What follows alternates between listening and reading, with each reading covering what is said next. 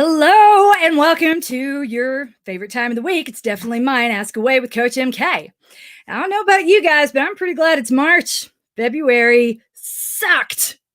And it wasn't just me. It sucked for a whole lot of people, a lot of friends, a lot of clients. Shout out to everyone and all our Parisian clients and listeners who were affected by the cancellation of the Paris half marathon this weekend due to the spread of the coronavirus. To everyone who trained and prepared for Tokyo, but only the elites were allowed to race. Lots of large cities are banning large gatherings to prevent the spread.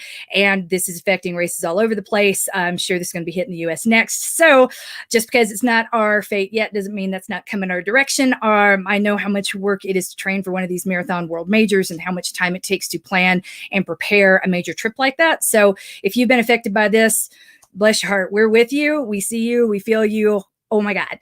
And if to everyone that watched, there was another big race this weekend. You might have seen it. It was on TV. I didn't feel the need to say very much about it because it seems like people that are faster than me and smarter than me and are much more invested in that world will have plenty to say about it. I do as little as I can to support the Olympic Committee, whose teeth, frankly, they ruin careers and I don't appreciate it. I will always support our athletes, but I will do so with my eyes and my wallet on other things that they do and ones that are actually trying to do something about doping. So Kara Goucher, she got the shaft in the biggest way possible these past 10 years. And until the IOC does something to prevent that stuff from happening in the future and it attempts to make it right, my heart breaks for anyone who's willing to go down that path because it is a heartbreaking one to witness and I can't support it. So I didn't watch it, but I will say this. If you are an Atlanta area runner and you find yourself going around saying the weather wasn't that bad, the course that wasn't that bad, you sound like a butthead. Please don't do that. This is me trying to help you. It's a hard course. It was a hard day. Every single runner out there is saying that the wind got to me, the sun got to me, the hills got to me. Unless you really want to go toe-to-toe with Sarah Hall and Des Linden saying it wasn't that bad, please don't say it to other people. Check yourself before you wreck yourself. I say this as someone who has wrecked myself plenty of times. But if you need to learn from making your own mistakes, go ahead, butthead. There it is. Mercury is in retrograde till March the 10th. So think twice before you open your mouth. Chances are pretty good you're going to say something stupid. And again, I say this is someone who has 2 platforms, goes live all the time and says dumb things incessantly. So welcome to, I'm MK Fleming. I'm the founder and coach of the Fitness Protection Program. And tonight I'm going to be answering the questions for all of my athletes in all of my training programs in the weekly segment that will be converted into a podcast that you can find on iTunes called Running Life. Ask Away happens every single week. And I don't know, whenever I have something to say, we throw some episodes in there in between. So we're first going to be focusing on the weekly wins from our runners in Runner Interrupted, which is a support program designed to help runners who are facing down extended periods of not running. Those moments when you need a coach the most are when you are least able to get one. Again, I know this from experience. And Runner Interrupted is my attempt to close that gap by making sure that you're tethered to the coach and the community of support that running can provide for most of us is continuous and unbroken no matter what. We will then be turning to the questions from our runners in Rebuild, which is a program designed for runners or people who have ever had any modicum of fitness. We're not going to treat you like a newbie. We know you've been here before. We're going to leverage existing muscle memory to get you back to where you were as quickly as you are willing to get there or want to get there without injuring you and without a whole lot of pressure and without, I know that the times that I have needed a program like Rebuild the most, I've not really been able to find one. Everyone's pointing me in the direction of Couch to 5K, which was somewhere I really did not belong because they tend to treat Couch to 5K like brand new people, not returning prodigal people for one reason or another that they're happy to see again. Welcome home. Rebuilders, this is the program for you. Finally, I'll be taking the questions from our people in Maintain, which is a program designed to help guard your gains in between training cycles, but we give you everything you need to train for races as well. As a matter of fact, we're launching a brand new program this week. I'm going to tell you about it in just a minute, but our marathon training plans are free to all subscribers in Maintain. We give you 3 flavors and update them twice a year. That will start in July. There you go. But this year we're still running off what was in the fall because we didn't have very many runners last fall. this company is not quite a year old yet. Thank you to everybody for being here, for making this happen and help getting this small cash flow funded business solidly off the ground. I appreciate you. So this week is worth noting that if you are coming to the fair, 3 days at the fair is our yearly meetup. It's going to happen in May, the third weekend in May, in Sussex County, aka Augusta, New Jersey, of all places. And you've never heard of that, there's a reason. It's hard to find on the map. It is in the middle of nowhere. But I tell you, this event is really worth doing. Check it out, 3 days at the fair. If you are doing a distance of 50K or longer, and to be clear, I mean from 50K to multi-day, whether you're doing a marathon a day over several days, if you are doing if you're trying to get 50K within a 24-hour period, whatever it is you want to do, if it's going to take 5 hours or more, then there is something for you in the complete training experience that is now for sale in the Fitness Protection Shop. I'm just going to put that link right here. There you go. You can check out the programs. We've got two options. One is just the PDF with none of the coaching, and the other is much more robust. We will have a couple of Zoom meetings. You will have homework every week while we try to get you on top of the skills you need, while we spend the month of March getting to know your body and its needs under these unique circumstances, and then reconciling that knowledge with the skills required to, or rather the demands of this event. So I know it sounds like a lot, but I really make it as digestible as possible. I've got a whole team of people making sure that I don't go MK on you, but rather on this, so that you get exactly what it is you want to get out of this experience to make it as possible, as positive as humanly possible.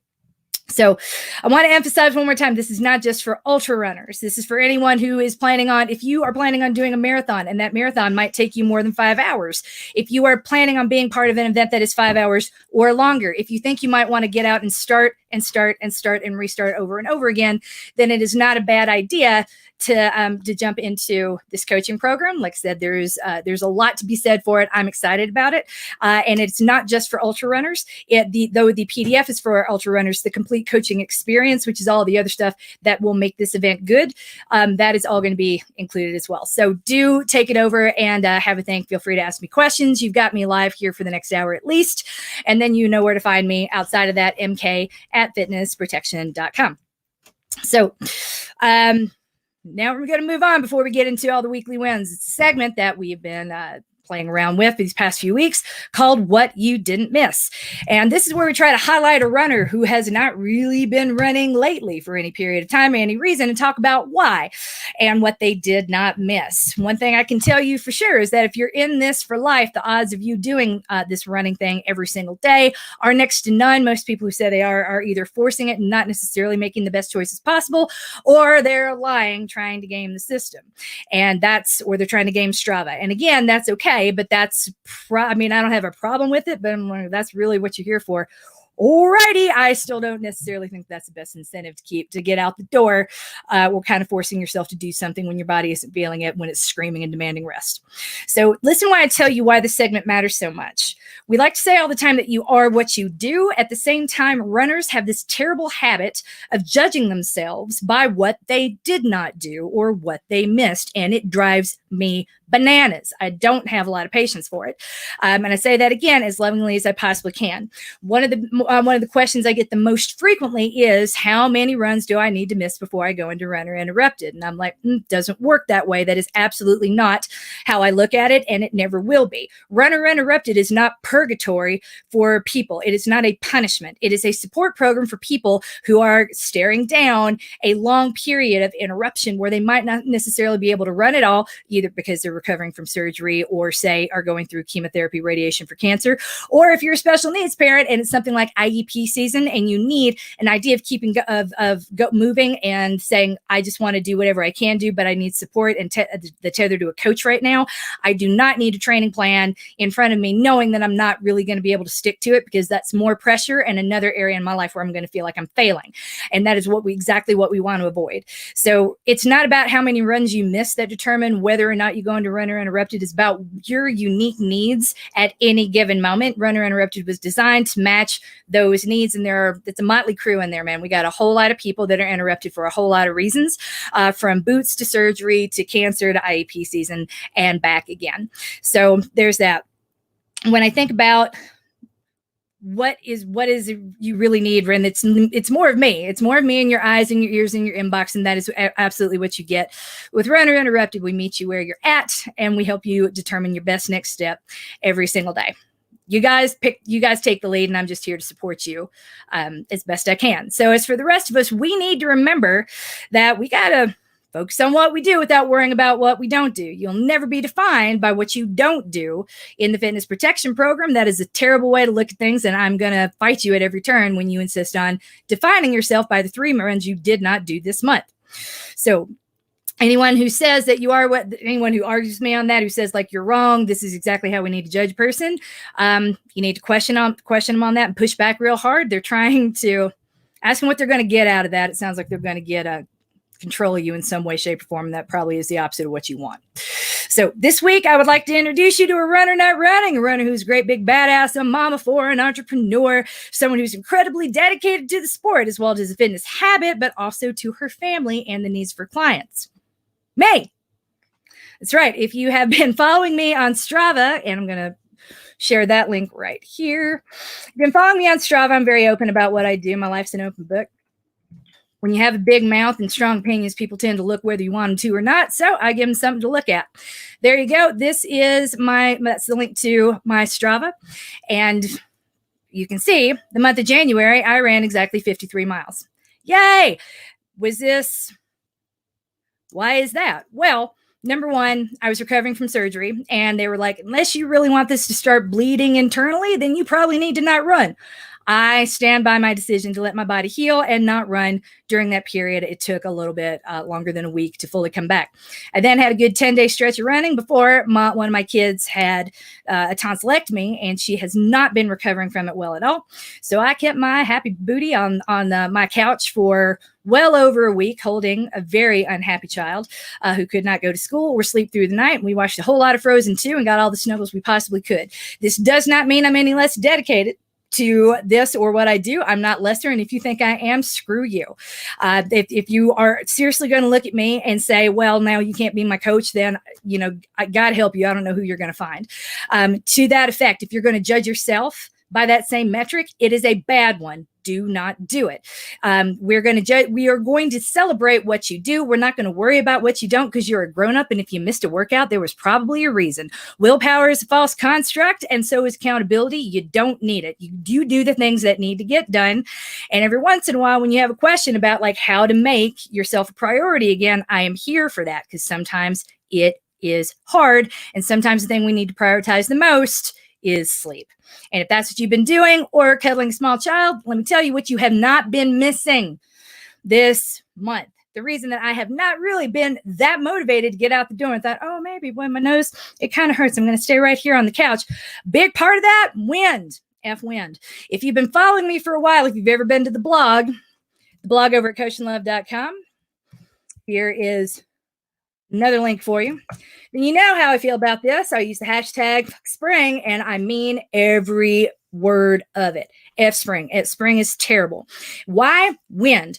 Every time I look outside and I can see the trees waving like this in my front yard, I'm like, I probably don't want to go out and run in that. I don't feel real good. Not that I need to feel perfectly. Again, I'm an adult, but it's like, do I really want to run in that the way I feel right now? No, I'm going to sit on this couch and cuddle a kid who really does need me, rather than go out there and try to fight nature's elements. If you missed a run or two because the weather was terrible, I am with you. It is not good. So there you are. And be perfectly clear, I got big girl britches. I'll put them on when I need to, but I probably don't need to do that when I don't feel good, the baby doesn't feel good, and there's wind outside. Spring is terrible. If ever there's a time to not be running, this is the time. My name is MK Fleming. I'm still a runner. I'm still a badass. I'm still the person I was 2 years ago, 5 years ago, 10 years ago, just a little bit smarter in some ways. I'm no less of a runner than I ever used to be. We do not segregate on the basis of pace, and I am certainly not going to let anyone tell me that I'm less than because I took a week off unintentionally to mom like a boss.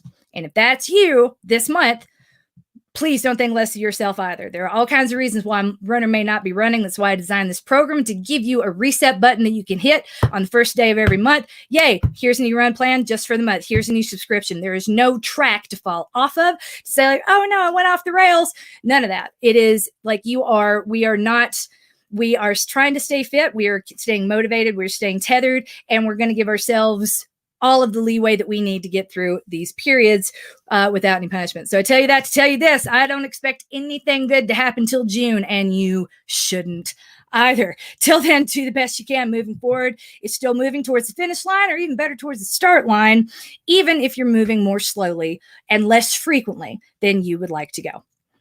Now, with that said, is this runner not running?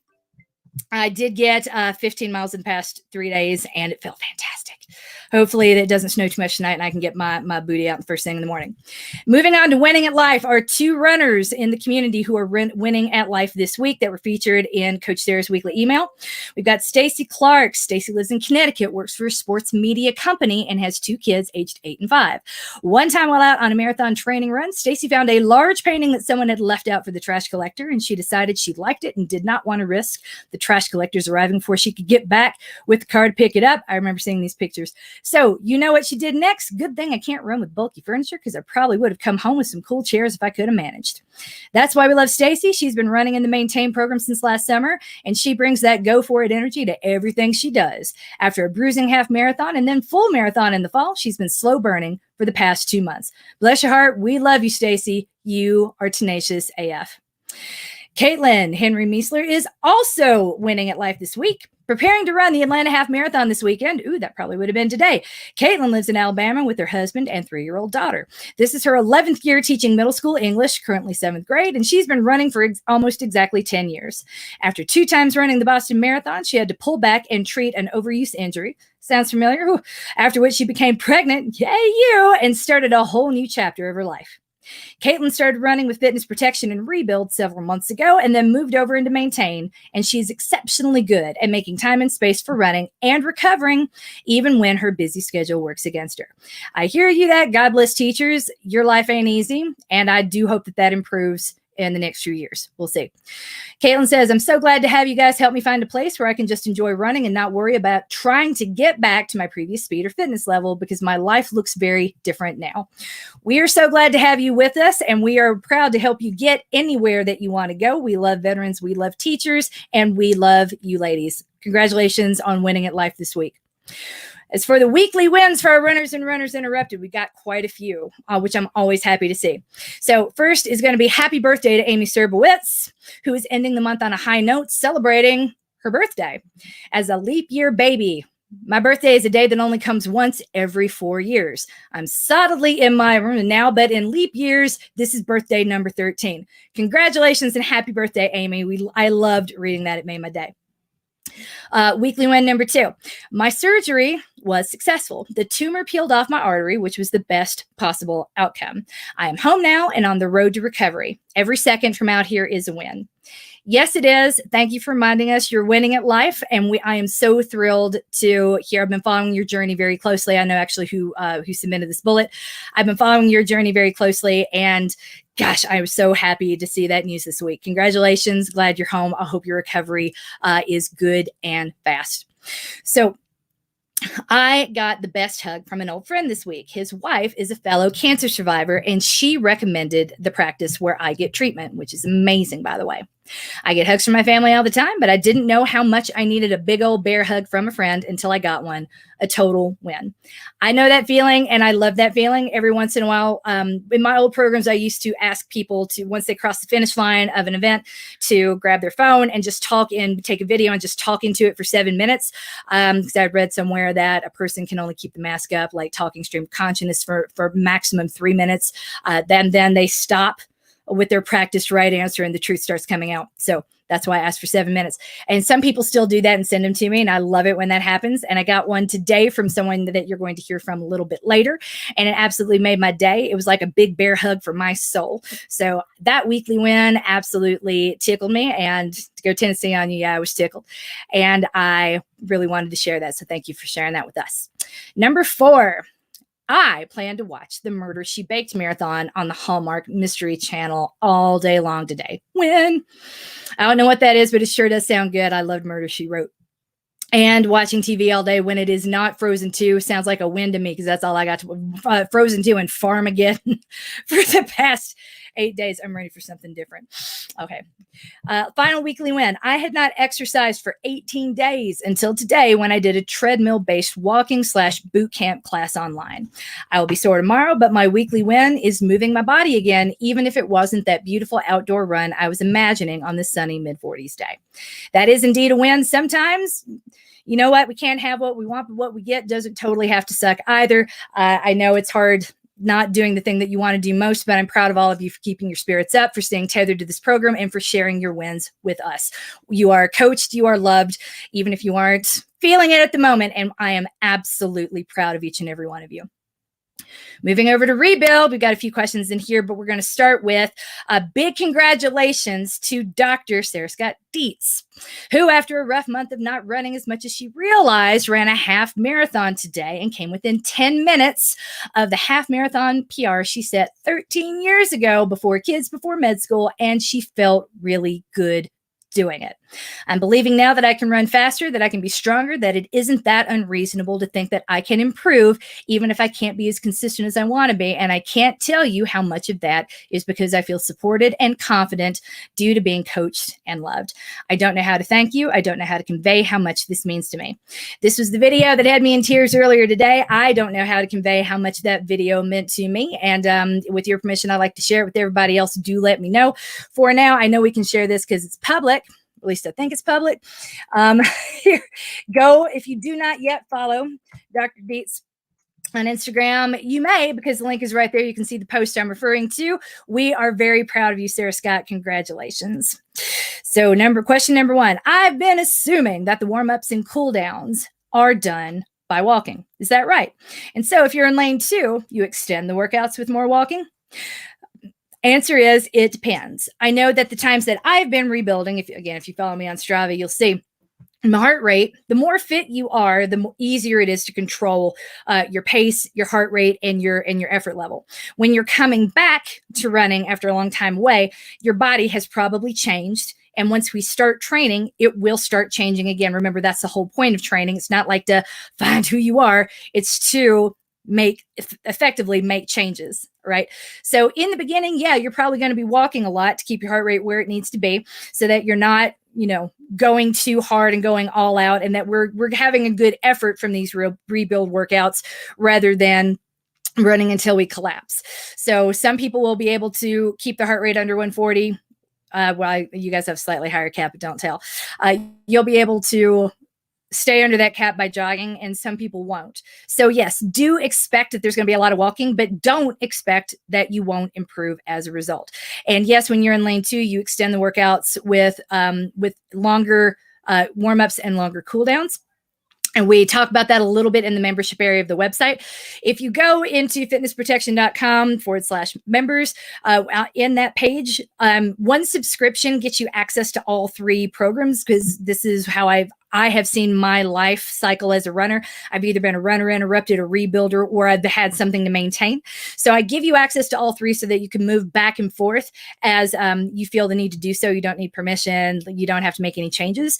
All I really care about when it comes to this is that you're not going out there trying to game the system or cheat your body. Because generally speaking, the sort of people who gravitate towards this sport are overachievers. We're used to doing 100 and doing 80% of the work and getting 120% of the results, but we're not afraid to do 120% of the work to get 200% of the results either. That is not how the human body works. It's not how biology works. And it's a really good way to get yourself injured.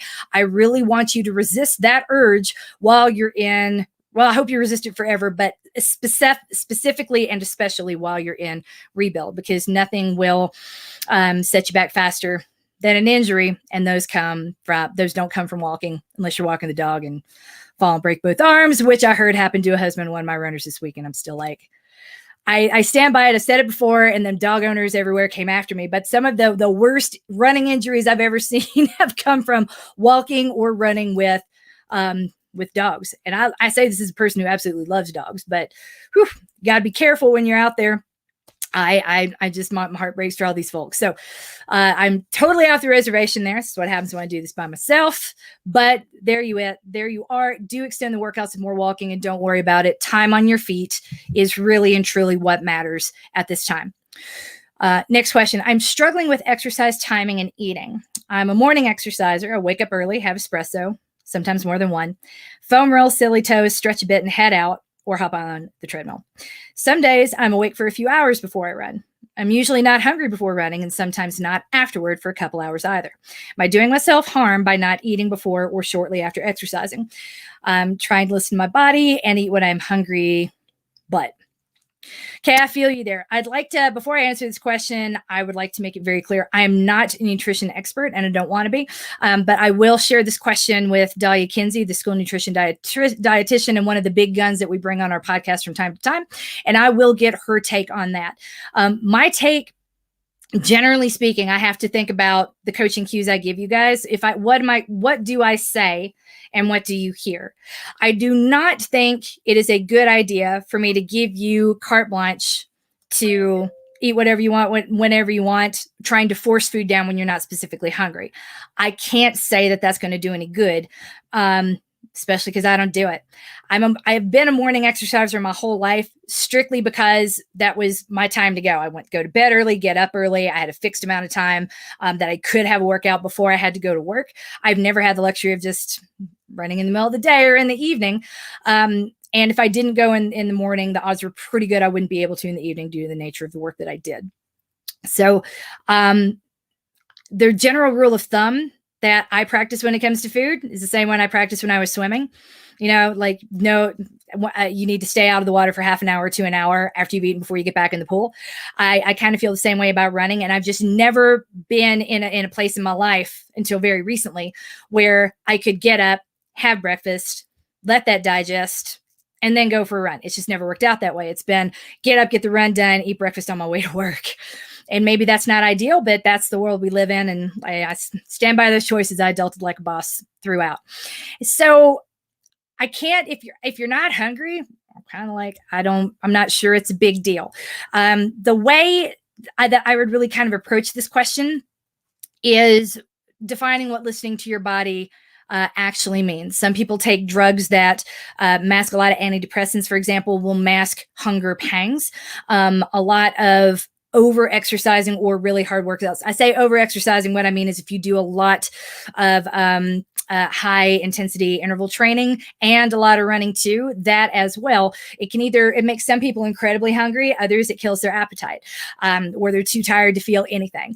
And in that, if that's you, I would wonder, like, first, I guess the first question is like, am I getting good signals from my body?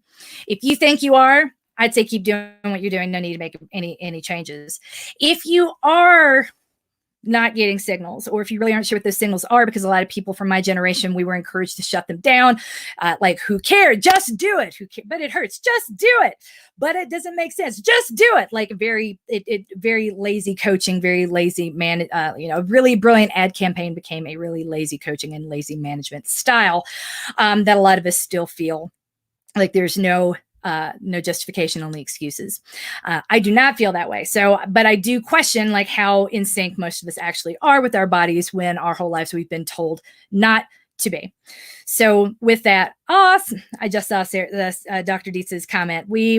We love you. You're crying again. Don't make me cry. I cried all this morning when I got your video. It was really incredible.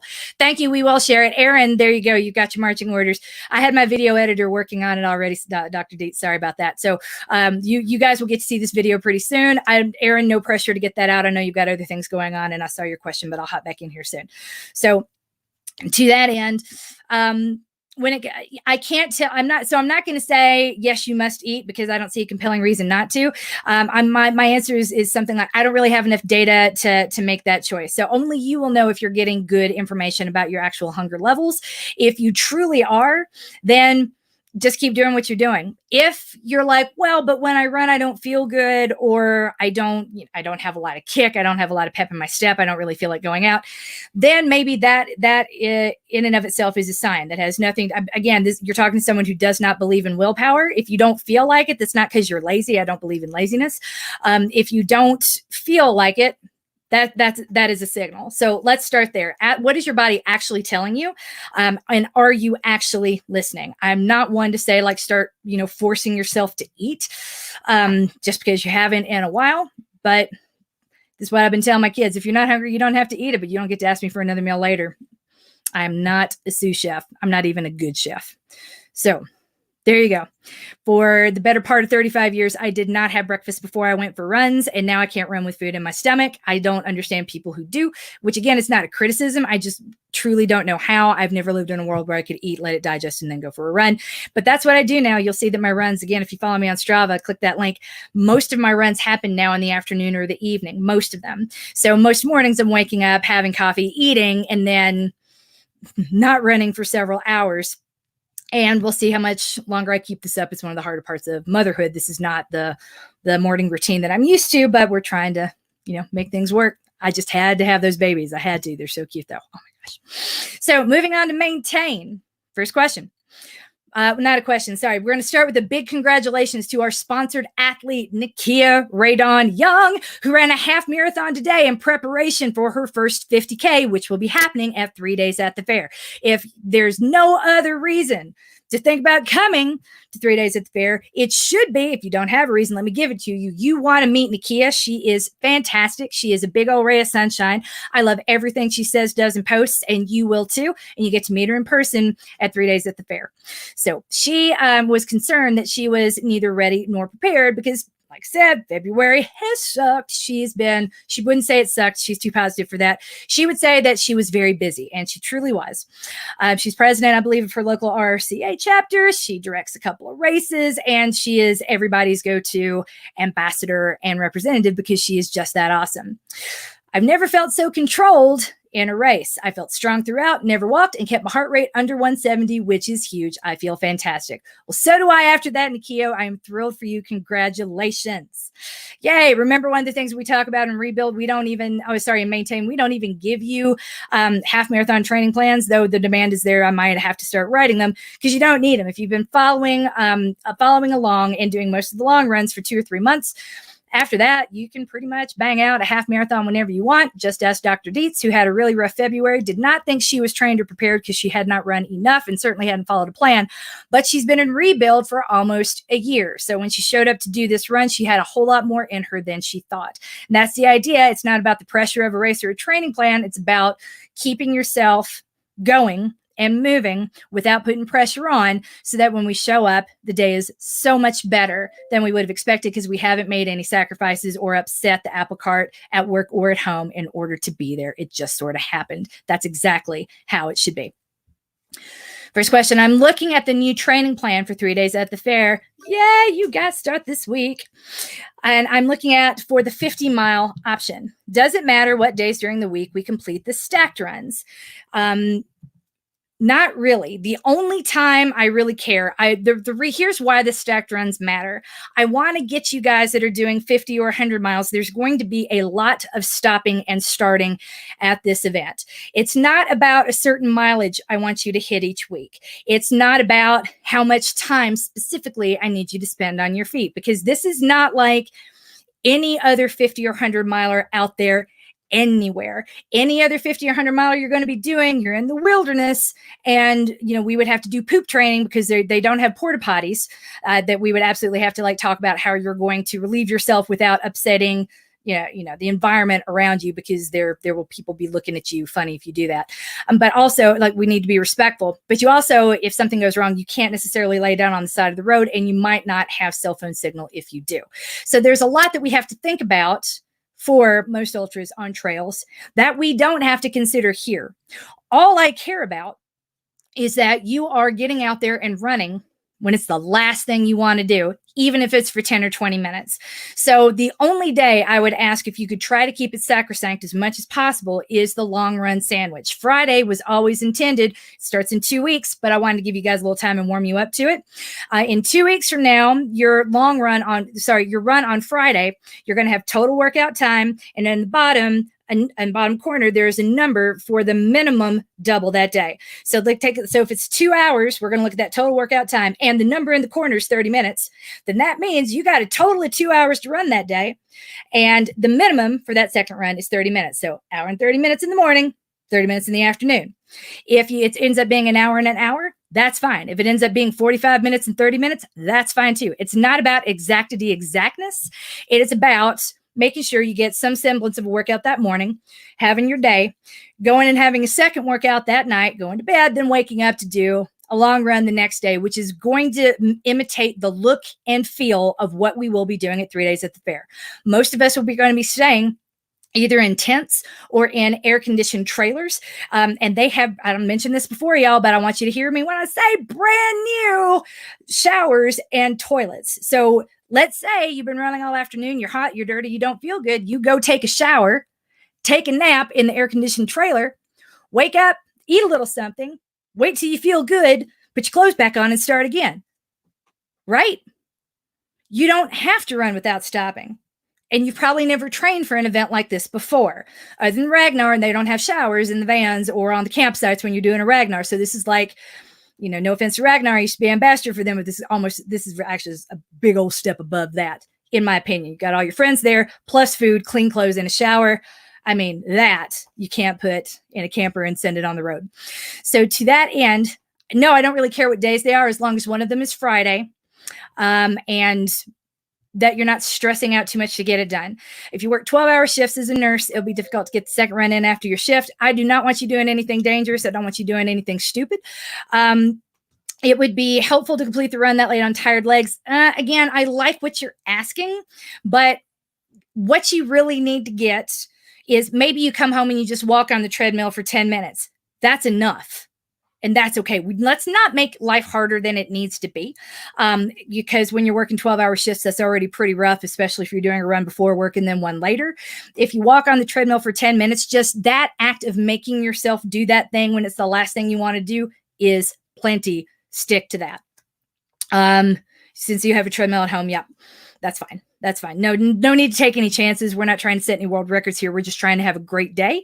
And we can't do that if we've had a rough training cycle that's chewed you up, spit you out, then no finish time will ever be worth it, especially when we get there and everything that I'm saying now finally makes sense. And if it doesn't, no judgment, don't worry. You have probably never experienced anything like this before. I know I hadn't before I saw it.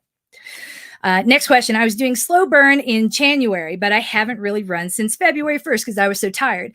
I found out it's because my vitamin D is super low. I'm on a high dose of it right now, but still get tired very easily. For March, should I go back into maintain, knowing that I may need to dial back some of the harder stuff, or would I be better off spending a month or more if needed in rebuild? It depends on what you mean by tired and how that presents when you're out there. The way I encourage people to think about it is that when you're in a month where you want more work, that's where you go for maintain. If you're in a month or a period where you really want less work, then that's rebuild, not just because they are shorter time. The total time demand is less, but also the intensity is less. It does not mean that you are lesser. It just means that maybe that's what you need right now. So I think it can't hurt while you're trying to fix this to hop over into rebuild. It's not going to be lesser and you're not going to lose fitness. Ask Dr. Didnt, who, by the way, showed up and crushed a half marathon within 10 minutes of a 13-year-old post or pre-baby's half marathon PR. We can do a whole lot with very, very little as long as you're consistent. So pick the plan that is not going to crush your spirits. If you're going into rebuild, doing everything and wanting more, I would almost rather you were there keeping your mental, keeping your mental health in check and keeping your spirits up than being in maintain, reaching for more, getting less, being able to do less, and feeling less than as a result. That's the opposite of what I want for each and every one of you. So if it was me, knowing me and my psychology, I would hop into rebuild, crush it, and be like, that was too easy, Coach MK. Watch this next month when everything's sorted out, because a vitamin deficiency is a big deal and it takes a while for all that to build back up in your system and get back to a happy place. So let's not push till it's time to push. Hang out in lane 2 of rebuild, and on any good day when you feel like you got a little extra, you can always extend the warm up, the cool down, and go a little bit longer. Don't worry about it. You also are free to stay in your group. If you love the community and maintain and you don't want to move, no one needs to know that you're not doing the same workouts they are. You can still hop in the accountability thread and no one's going to care. No one's going to be like, well, you don't belong in here, because that is literally not how this program works. And if they do, I will smack them, and they know it. Everybody generally tends to be really, really nice. So don't worry about it. Like, no one's going to, I'm the least judgmental person you've ever met. Name any mistake you've made. I've done it bigger and dumber. The last thing I'm going to do is judge anybody, and I'm not going to let anyone judge you either. I know how sensitive and how tough this can be, especially when we aren't opting for the max every single time because that's what we've been conditioned to do or told that we have to do in order to justify our existence. That is not the environment I have created here. If you still get tired easily, let's save the tired for later. And here's my final thought on that. If your vitamin D is low, then your testosterone, odds are pretty good, will be as well, which means you are literally getting less out of every hard effort workout because you are not building muscle at the same rate that you would at your norm. That is the very definition of it's easy to go hard, it's hard to go smart. We can run yourself in the wall, into the ground, and it's not going to do any good if you're not putting muscle on. So really, what's it all for? At the end of the day, really feels like rebuild might be the most compelling place for you to be for a month. And again, you're by no means behind because we're going to keep up all the crucial adaptations in your tendons, joints, and ligaments. We're going to keep your heart pumping blood. We're going to keep you strong. And we're not going to make you overtired. So rather than going harder, this is a time when you are literally not going to get more out of that. So why would you hop into rebuild? Let's do a little bit less for a while, get those vitamin D stores back up, testosterone as well. And then if we feel like it, move over into maintain, because you know what? At the end of the day, don't want to say it doesn't matter. What matters is how you feel. So I'm training for 50K at 3 days at the fair. Yay! We've got so many people coming to 3 days at the fair, by the way. I'm so excited. I hope everyone who's talking about it really does show up. We're going to have 2 legit to quit, which are the people who plan to run, and 2 sane to start, which are people who don't plan to run. And we got 2 teams. We're going to be hearing more about 2 sane to start a little bit later when the t-shirts are in the store ready for purchase. And we're going to be signing people up and taking volunteers. But I got big plans for this. So if you're on the fence about it, let me tell you, get off the fence and come. Get off the fence and come. It's going to be great. So I am training for 50K at 3 days at the fair, and I'm YOLOing a half with my BRF on March 28th. What modifications should I make to the half and maintain my 50K training? None. Ha. Take a look on what you have on the schedule for that day. If you're doing the 50K, then you've probably got something close to a 3-hour run that day.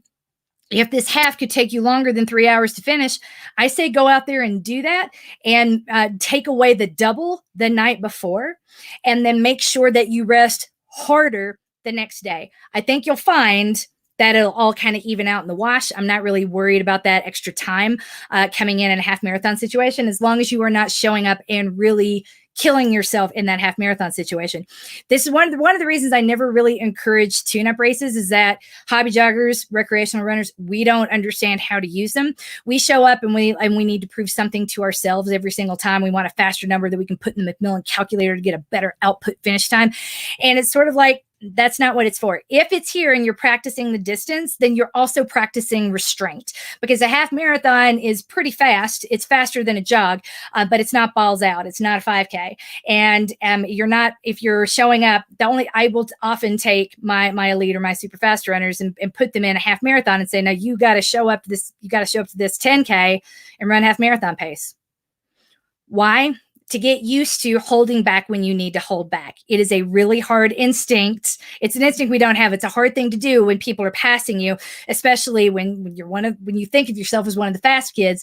When people are like passing you, it can be like to keep your ego in check and get what you need to get in that moment. Running more slowly than you want to go in any given moment is the hardest thing you will ever do as a runner. It does not ever get easier, no matter how fast or fit you get.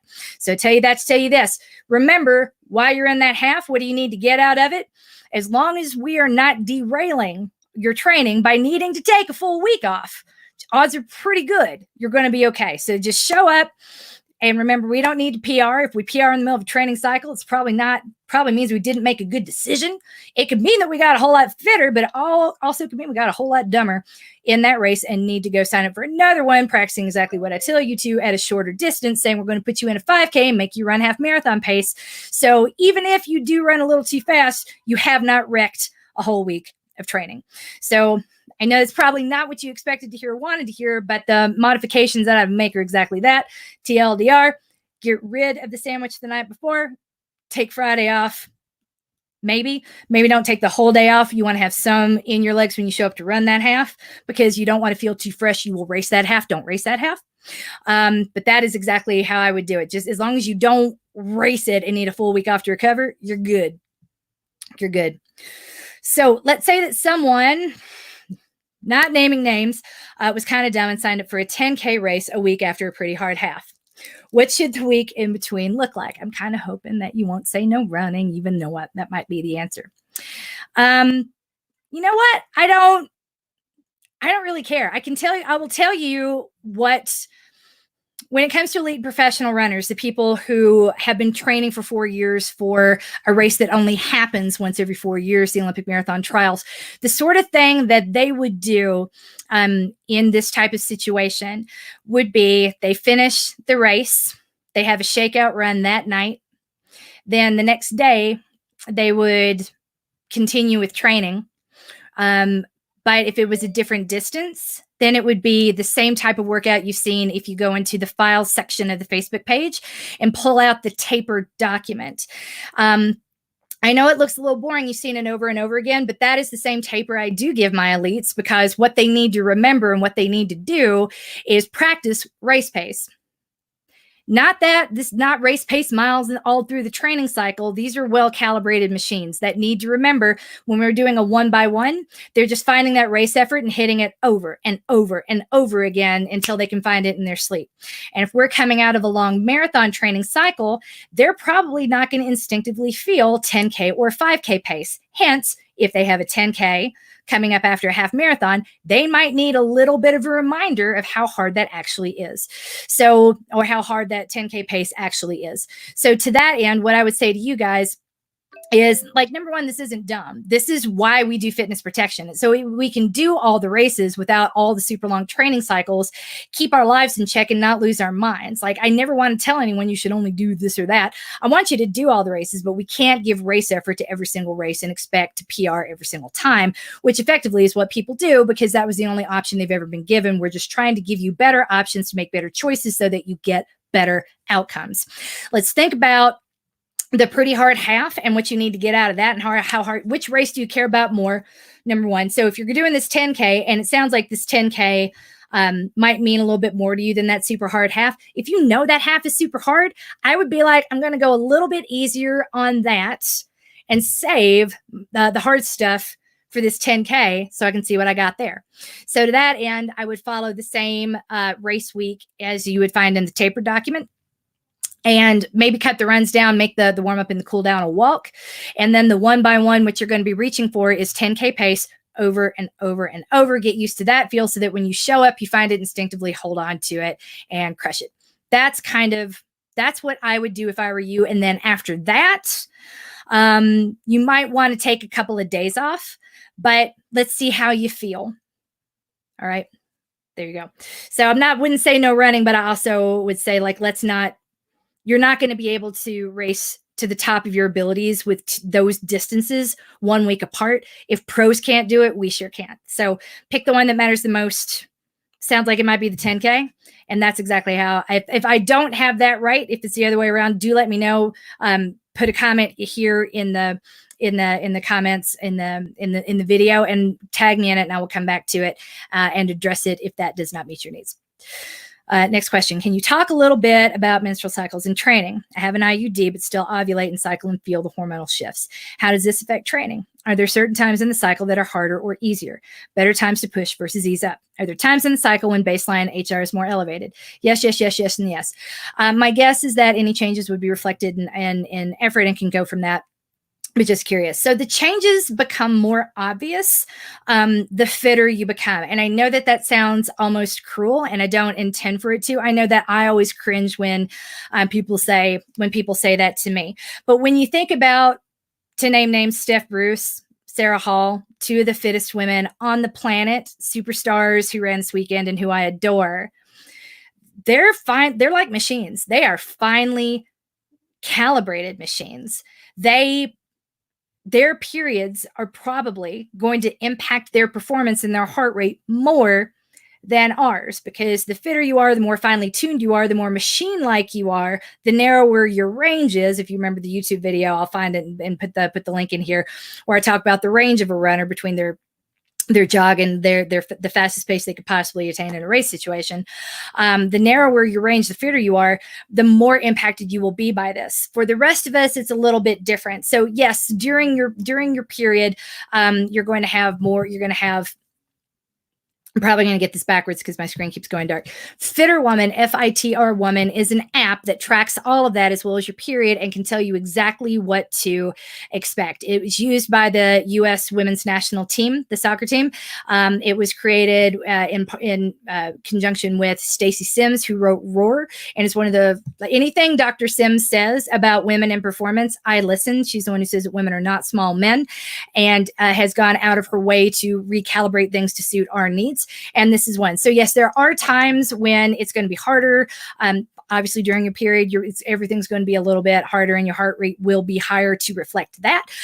So I'm not saying like don't disregard it. At the same time, careful how much you put into it. The way that I look at Fitter Woman and the way that I use this app, it's not planning as much as it is to not be depressed. Okay. So if I go for a run and I'm like, oh God, that felt terrible. And I thought I was getting stronger, but my legs just weren't having it. And I got no turnover and it started to wind in my face, and I hate wind and I just want to go home.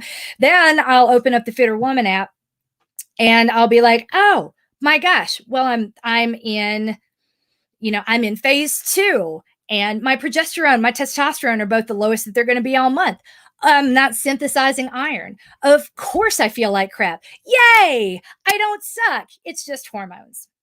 So that's how I would think about it, rather than overthinking and overcomplicating and trying to use surgical precision on an instrument that is nowhere near as finely tuned as Steph Bruce or Sarah Hall. I mean, God love them. We can't compare ourselves to them. We're just not in the same class of humans. They're amazing. And that's okay. Doesn't mean we're lesser. It just means we don't have to worry about as much as they do. Fitter Woman, FITR Woman. This is the app. Hop in it right now. I'm in phase 4, and it tells me my estrogen and progesterone levels decline to their lowest point.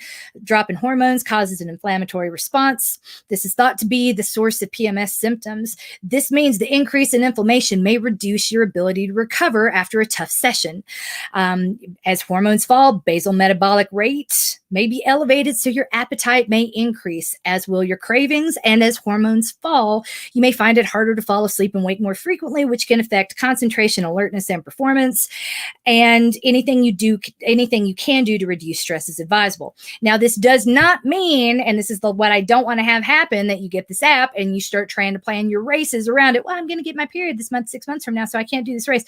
Let's not go there. Let's not do that. Again, we are not finely tuned instruments. We don't need surgical precision on an out of tune piano, and that's okay. So use any tool that you can get. Use it in a way that reinforces your sense of self, that makes you feel better.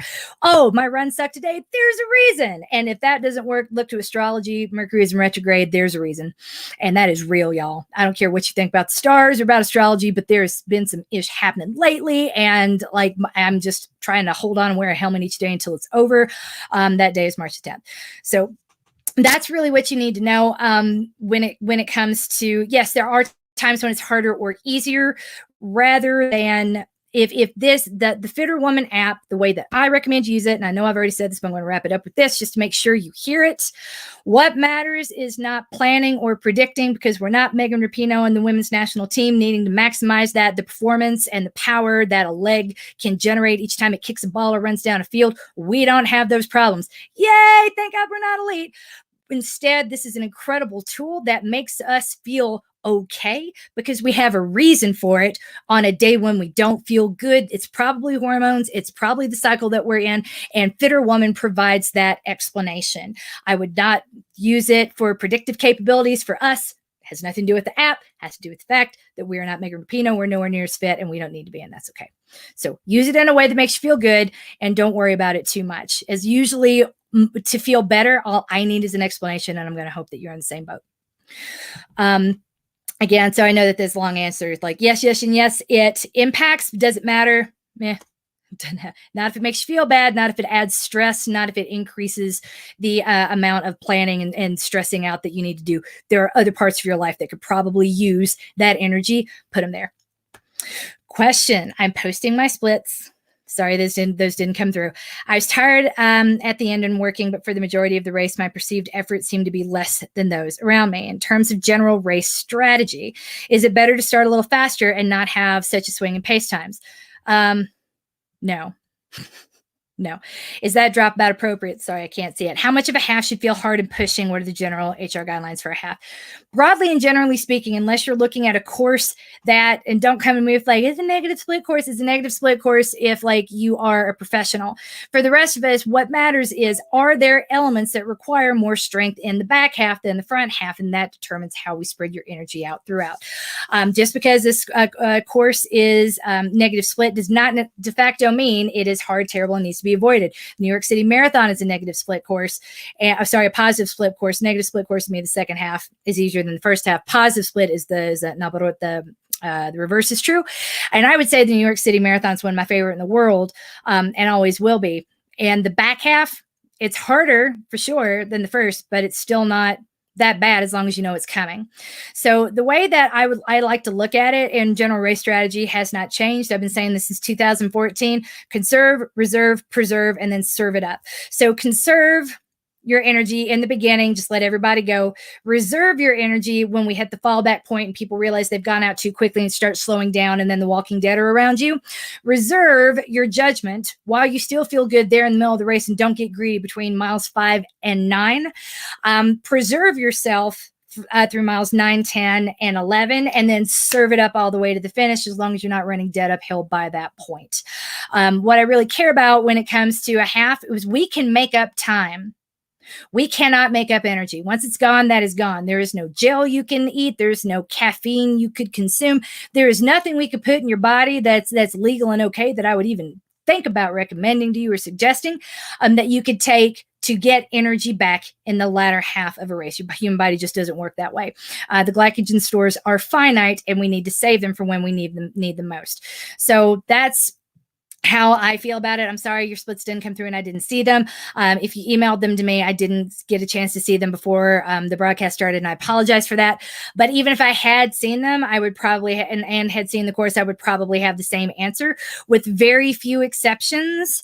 I always encourage people to reserve energy for as long as they can, and then just accept that the final stage of any race is going to suck if you're running it correctly. So just get ready for the hurt, and then lean into it all the way to the finish, but don't lean into it too soon.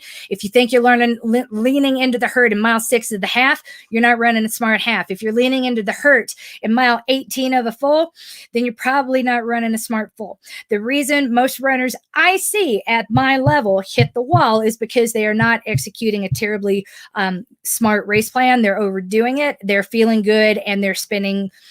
They're making a big bet on the back half in the final miles of a race. Their legs will probably not be able to cash. A properly executed 5K sucks start to finish. That's why I don't do them. If you've heard me talk about the last 10K I did, I wanted to drop out every half mile of it. It was miserable and awful, and I hate 10Ks because they're hard and they hurt. Love marathons because you get to go nice and slow and you feel good until about mile 22, 23. Then it sucks, and all you want to do is go take a shower. And my desire to take a shower is completely it overwhelms my desire to stop running, to be perfectly honest, because by then I'm probably sunburnt and feel nasty. So I tell you this, my strategy on races will never change, and I can't say that we need to start a little. Maybe you needed in this race could have gone a little faster. I would need to see, but it's not. I don't think, generally speaking, should I start my race faster? It's like, no. I don't think I've ever said yes to that, and I'm not going to start. So I guess I need a little more information, maybe, but probably not. 3 more questions. I'll try not to go too much longer. I haven't run more than 20 minutes a couple times a week for the last month. I don't feel guilty at all, because sometimes life is all we can do at the time. Shoot, yeah. But I want to get back to it. Should I drop back to rebuild for a month to ease back into longer runs, or just dial back and maintain and build back up the time? Thank you. Either, to be perfectly honest. Remember, Dr. Dietz, I'm not going to keep talking. We're just going to have to call this the Dr. Dietz cast. Dr. Dietz showed up and raced a half marathon today, having not really run much at all. And by not much, she did run some, but she was not on a specific training plan. She was not like 100% compliant, and she showed up and had a much better day than she expected to. So what I would do if I were you is show up, in maintain. Give yourself a little bit of slack on the long runs. Like, you don't need to dive face first in a 2-hour long run. But just, listen to your body and don't beat it up. That's it. Odds are pretty good that you would be fine, because I'm pretty sure I know who posted this. Odds are pretty good, knowing you, because you just ran Disney and you've had very, very consistent period behind you that's going to carry you through a bad month.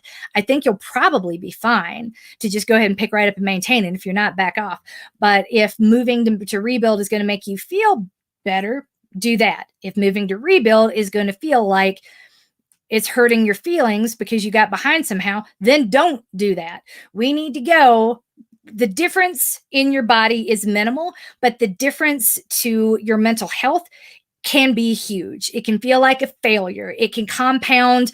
If not running was because of reasons that make us really stressed out or angry or just plain unfair, then having to move into rebuild can add to that indignity in a way that increases cortisol and stress, and it's just going to make everything harder than it needs to be. So let's not do that. Think about what you need to get. Think about what that cost may be.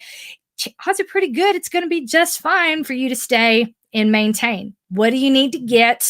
Either way, you got me, I got you, and you got this. All right. 2 more. What is your advice for tight hamstrings? Right more than left, but both are tight. Go see a physical therapist. My right glute isn't too happy either, but I think foam rolling will help that. Not sure about the hamstrings. Here's the thing about hamstrings. They are teeny tiny muscles that were designed to support. They are not the big players. They should not talk. You should not be aware of them, kind of like your shins. When your shins or your hamstrings are talking to you, then that is a signal of a much larger problem happening. It could, or let me back up. It could be that you just went a little too hard in a race or a workout, and that's okay. But that's the price that you're going to pay for it. And one of the reasons why we need to learn to pace and whatnot.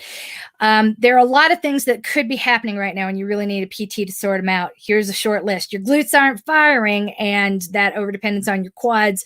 Once you're going a certain speed and you hit that failure point, your hamstrings are going to start working in a way that they weren't designed to do, and they don't repair themselves. Hamstrings are a big deal. We listen to hamstrings. They're a bottleneck. If your hamstrings are screaming, you got to stop whatever it is you're doing and get seen. 2, so if your glutes aren't firing and that's contributing to that, then that's a cycle we need to break.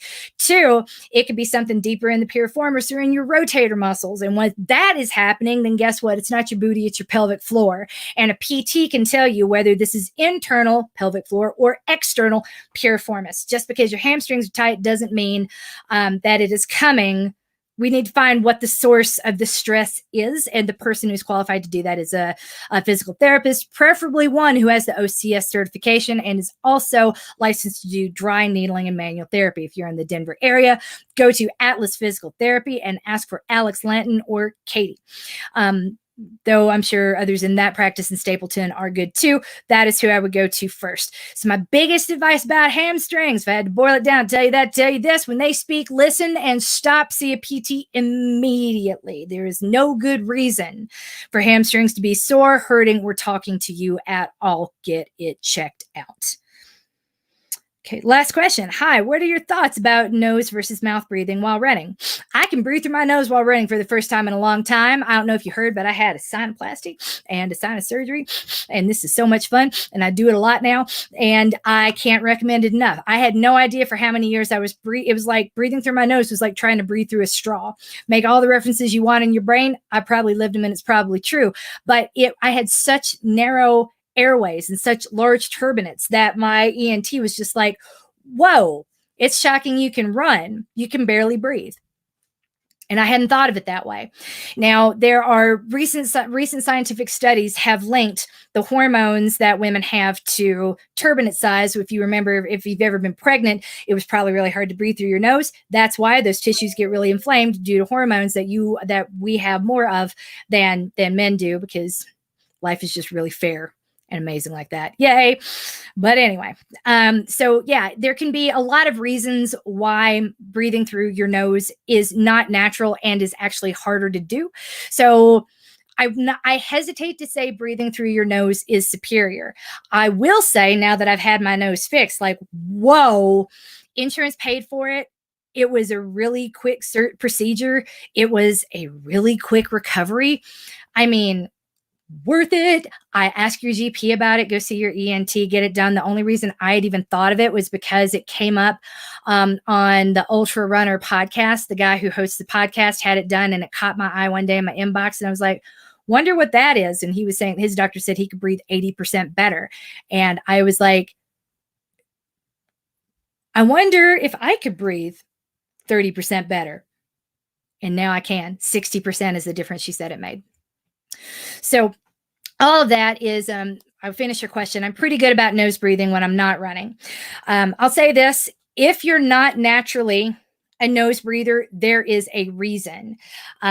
It's an autonomic response in our minds. Even like if you had whole like sinus infections one after the other throughout childhood, once you could breathe through your nose, your body would have defaulted to maximum maximum oxygen uptake while at work. Meaning, yes, there's something to thinking about breath work. And when it comes to stress management and cortisol in both the yoga classes and as they teach you in Pilates. But for the most part, you're probably if you can breathe through your nose, you probably do. It really doesn't take that much time to turn that switch on. So again, if you're not breathing through your nose, it might be a reason. See your GP, ask for an ENT referral potentially to think about it. I'm pretty good about nose breathing when not running. I've always been a mouth breather while running. I've had a chronic cough while running for at least this past year, not fixed by an inhaler, decongestants, acid reduction, and I've had a normal pulmonary function test. A fellow slow burner mentioned a book called Close Your Mouth, and it sounds like nose breathing techniques can solve a few different breathing issues. They can, unless you have gigantic turbinates like I did and narrow nasal passages like I did, and then can nothing do. I also had a partially deviated septum, and there's not a whole lot you can do in a book to make your turbinates smaller and those airways bigger, but a surgeon sure can, and it doesn't cost much, and it was really easy. Of course, they note in extreme exertion, mouth breathing is necessary. Of course, in extreme exertion, like in a race situation, I mean, you see pictures of, Des has her mouth open. Go look at pictures from the trials this weekend. Everyone runs with their head back like, why? To get their throat open, maximum oxygen intake. It's more pronounced in Kara Goucher than I think it is in a lot of runners. And, that's how she's working really hard. Like they go from running like this and looking at the camera to like head up, just trying to like drink in all the oxygen they possibly can while looking down. It's an amazing thing to watch professional runners at work. But again, so yeah, I mean, there's a certain amount of everyone mouth breathes while running. The question is on a jog, you should be able to jog without opening your mouth. If not, either there's something in your nose that we can fix, or you're not jogging and you need to slow down. But there's that. In extreme exertion, mouth breathing is necessary, but overall on easy runs, what do you think? That's what I think just tells you. You should be able to breathe through your nose, or at least inhale through your nose, exhale through your mouth consistently on an easy effort run with your heart rate under 140. If not, let's check your nasal passages. But with an ENT, there's probably some blockages in there. There's a reason. I did an easy run today, tried to nose breathe as much as I could, but needed to slow way down. What do? I breathe through my nose, inhale through my nose, exhale through my mouth now. So it's worth seeing if there's any improvement that could be made, because gosh, it just feels so much better. Running truly feels effortless for me now the way it did in my 20s, even though I'm not as fast as I was back then yet, though I'd like to get there. I've been taking care to get all my supplements and get my testosterone production right back up so that my muscles are responding. And that's all happening at the same time that I can now take a proper breath through my nose, and breathing doesn't feel like a really huge effort every time I'm out there taking a step forward. It is truly, truly joyful. Sorry for all the pings. I thought I'd turn the sound off my iPad, but it insists on letting me know when someone clicks on the website. So I had no idea how much better I could be, how much better I could feel until recently. And I'm telling you, it just makes a world of difference. I can't wait to see what's going to happen once my children have recovered and my training kind of gets back up to the levels where I want it to be. I'm really excited about it now. And I wasn't a month ago. You guys have heard me say in the past, I didn't even think I wanted to do a marathon this year. I won the Chicago lottery. All my running friends are going, and they threw my name in the lottery. So I was going to go with them either way. But and I still am. I reserve the right. I might not run it, but I was fully prepared not to. I was looking at this year thinking this is not going to be the year that I wanted. It's been a long recovery. I've got a lot going on. I'm open to the idea of not running a marathon this year. Can I be okay with that? But now, shoot, I feel so good. I can breathe so much more easily that I'm really excited about what this year could possibly bring. I don't think it's going to be huge. So tamper your expectations, but it's going to be a hell of a lot better than what I was expecting a month ago before this. And I would love everyone to feel this way. It's worth seeing your GP and asking the NT. Breathing is good. I wouldn't say that nose breathing over mouth breathing is great, but if you can't breathe through your nose, that's easily fixable. Let's fix that. Why wouldn't you?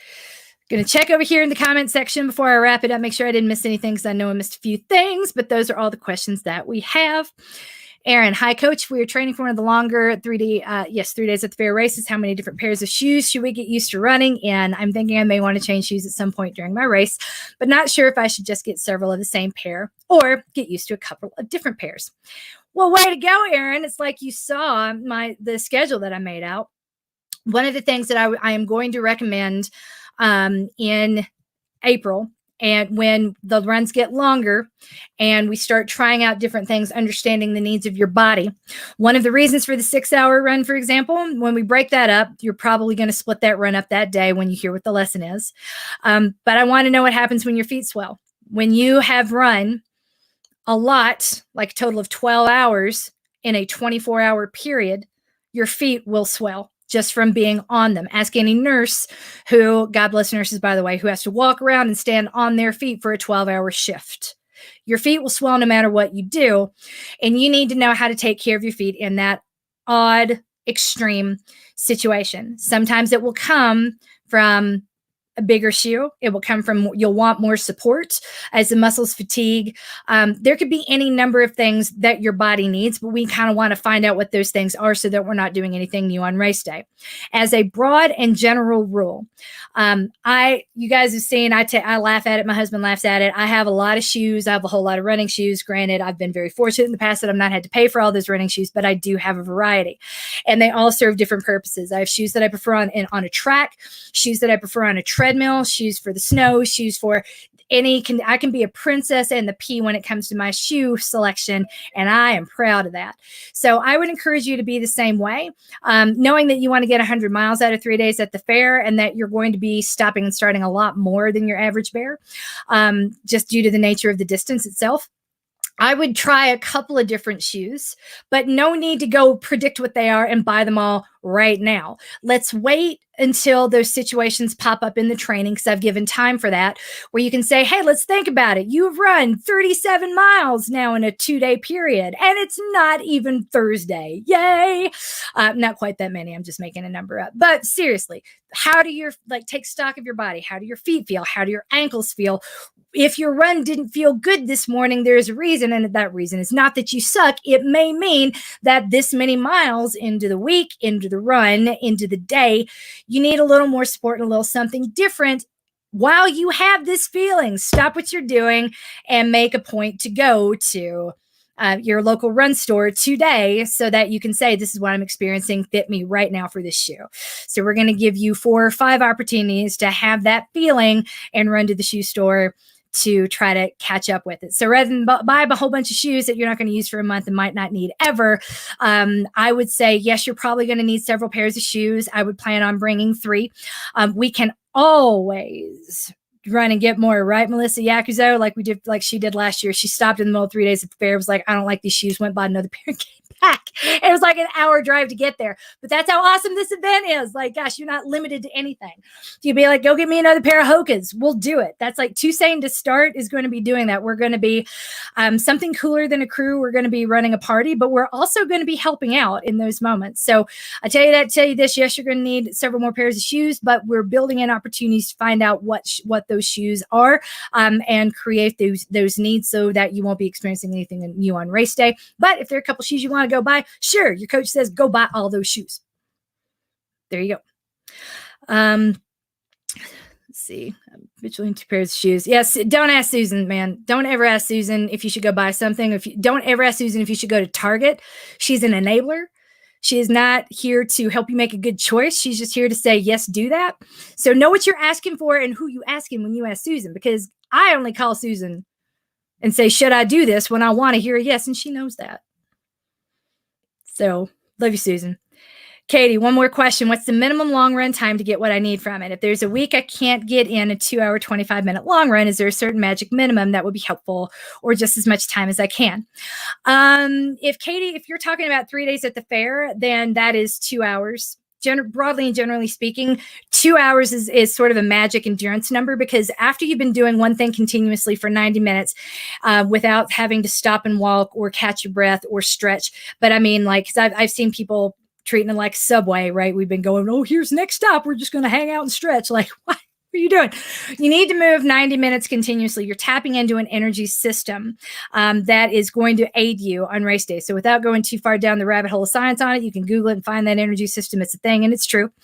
Stand by it, Susan. Then so by continuing to go for 30 minutes beyond that, we have gotten everything you need to get out of that run. So ideally, 95 minutes, which is 5 minutes beyond where that energy system would have been tapped into. 2 hours is kind of the magic number for that workout. And that's why you see that so frequently in Maintain. By keeping that long run right there, that is how we keep you ready for a half marathon without needing a training plan at the drop of a hat, and why we only need 10 weeks to ramp up for a full, and why we don't need that much time to get ready for 3 days at the fair. So 2 hours is the magic number. If you can't hit that, then 95 minutes. 1 hour, 35 minutes, 95 minutes will suffice. You're crying. I'm crying. Love you, Dr. Deeds. Well, the half already happened today, but I didn't go all out, so it should be okay. All right, so I stand by what I said then, Caitlin. If you didn't go all out, you still feel good and you got something in the tank, make sure that you rest tomorrow. If you do anything super duper recovery, heart rate cap 120, or just walk it to get the movement in your joints, or if you want to do that tonight, again, just to keep the movement in your joints, that's fine. Go ahead and pull the file out of the files tab in the Facebook group and follow the taper for the 10K. It should be spelled out in that document, because it's just it's pretty much the same way we taper for a half. The runs are just shorter by like 20%, I think. So, and if that's not there, let me know and I'll go find it and shoot it over and talk to Kara for you. But that's what I would do. So the 1 by 1, what you're going to be reaching for is 10K pace or 10K effort, so that you feel that. And I say go race the shit out of that 10K and let us know how you did. And finally, Susan says you stand by it. I stand by you, Susan, and I stand by each and every one of you in Fitness Protection. You are coached. You are loved. Thank you for your time. And as always, you could spend $30 a month in so many different ways in this economy. We are grateful that you chose to spend it here in the Fitness Protection program. You're worth it. Good night.